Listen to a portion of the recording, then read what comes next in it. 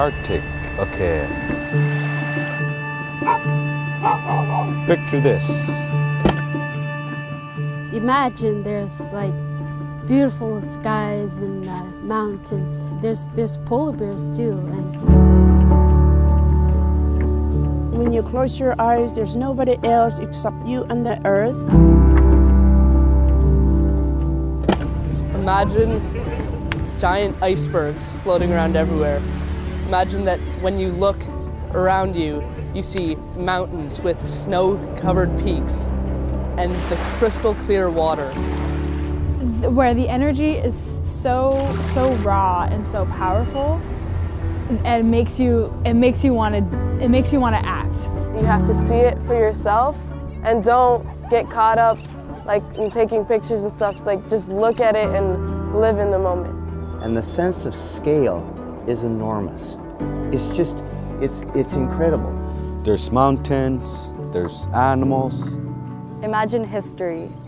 A group of people living a nomadic lifestyle. Living off the land, respecting the land. A land of life.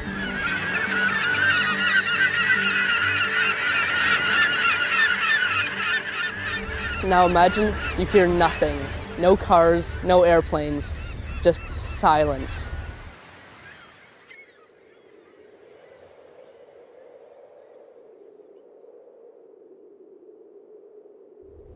That's what it's like being in the Arctic. Just try and imagine barren tundra, no trees. Even though it seems like you can't live here because it's too hard, Inuit lived here, Inuit thrived here. They had all these resources that they gained from the ocean, from the land, and from the sky. I mean, imagine a place where risk is embraced as a central part of the educational algorithm. If we're willing to look, we can learn a lot and we can really experience things outside of our realm. Imagine boire l'eau d'un glacier qui fond en ce moment. Imagine a context in which people of different traditions and different cultures can come together in a bubble of trust. Imagine a circumstance in which people enter that community with the expectation of getting connected to it, but also building knowledge that they'll be able to take away as individuals. You imagine all that, and I think you imagine the power of Students on Ice.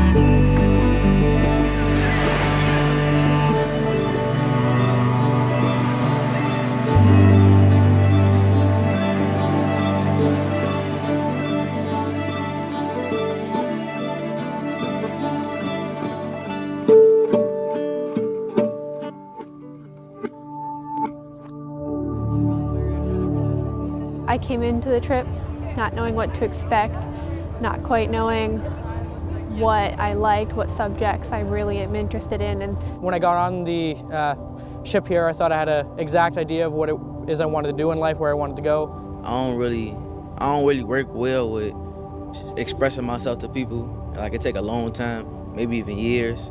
But like I was able to express myself more faster and show people like the real me and what I'm really about. It's opened my eyes to a whole new world of opportunities and possibilities out there for me. through the different workshops and the different people on the boat and the different things we've learned, I've been able to sort of figure out things that I really like and things that I might want to continue with in the future. So it's transformed that a lot. Yeah. This year's Students on Ice Arctic expedition's been unique in many ways. We've been a part of several big announcements that are focused on conservation in the Arctic. The first in Resolute Bay was the announcement of Kausuituk National Park. The Kausuituk National Park represents a combined effort, but it's important to know the hard work that Inuit from Resolute put towards this. And I think we got to take a moment to acknowledge and patatukay na level asukulaw sumayam.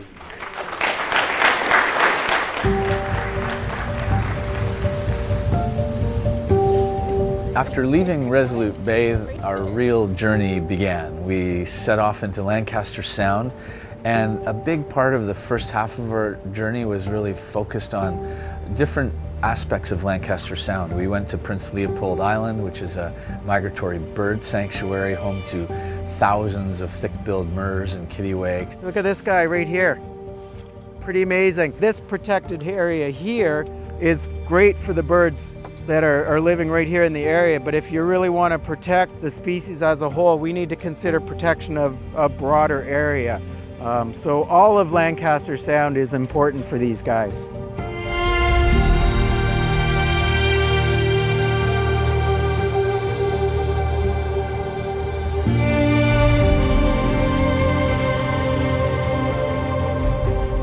We continued on our eastward journey.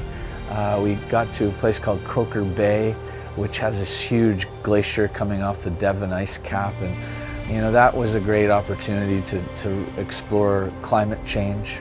And we can see the evidence of melt by just looking at that stream that you guys were drinking in, right? That's ice that's melted.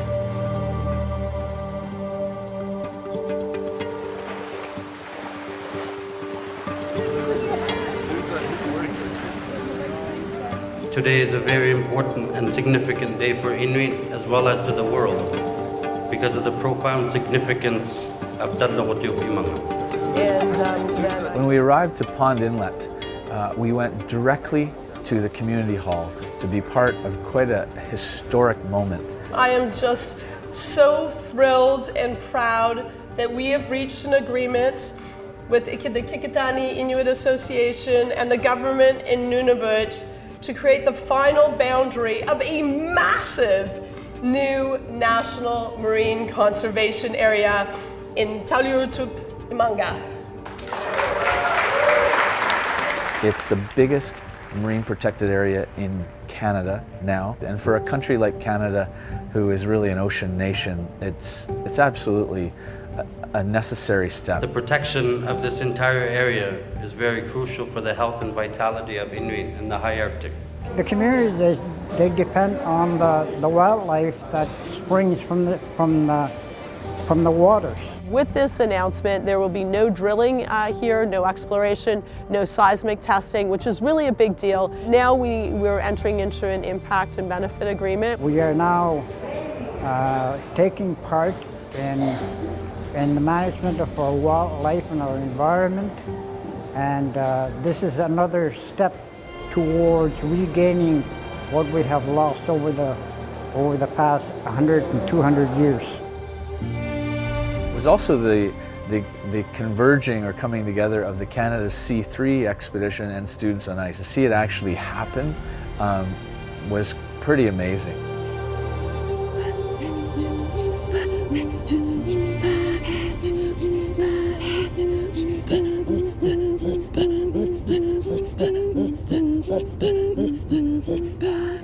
The land is alive.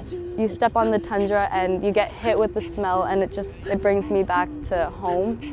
Completely out of the range from Manhattan to here, the Arctic. A lot of them has never seen Inuit. A lot of them has never seen seal, fish, caribou, whales. The very good part of this expedition is that they're doing look and see, and they're seeing it with their very own eyes.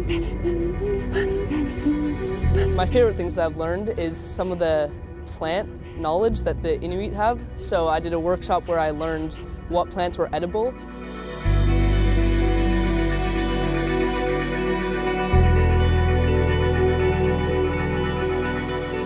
I was so excited to see this house.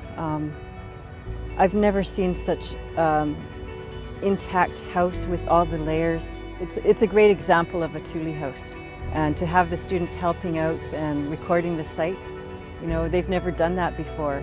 I've been immersed in Inuit culture, and I've been able to learn so much from the elders and students from the north. And it's amazing to learn about the history of my country from a different point of view. Until quite recently, we only stopped at that European history.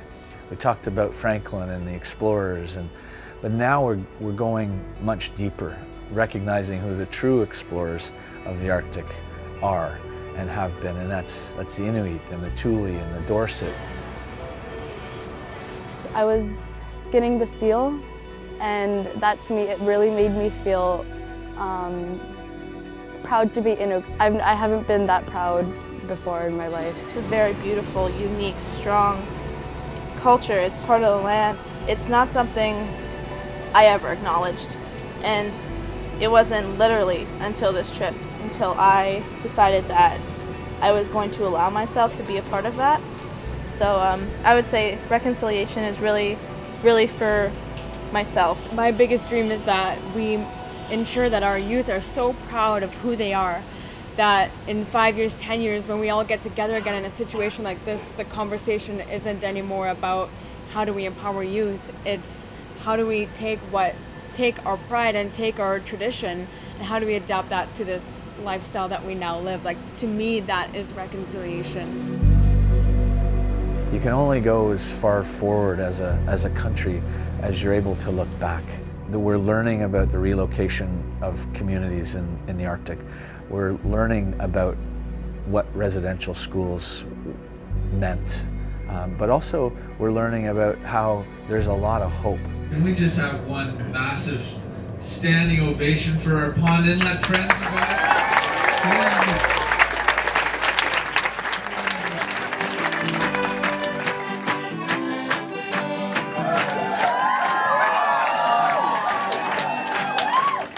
At the end of that day, it was time to say farewell to Canada and cross the Davis Strait.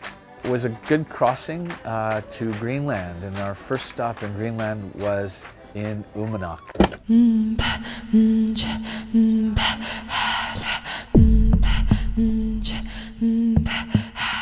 Uummannaq's one of our favorite communities in Greenland. We've been there quite a few times, and it's special because of the people.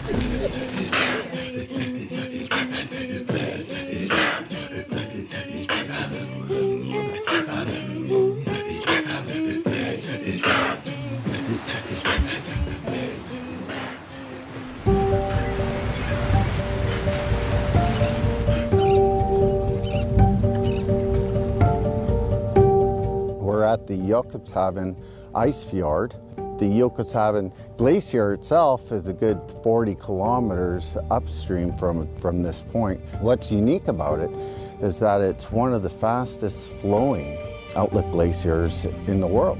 And so it's traveling at an extremely fast rate of 40 to 45 meters a day. The oceanographers have discovered that there's warmer water now entering into this fjord, and that warm water is melting the glacier from underneath.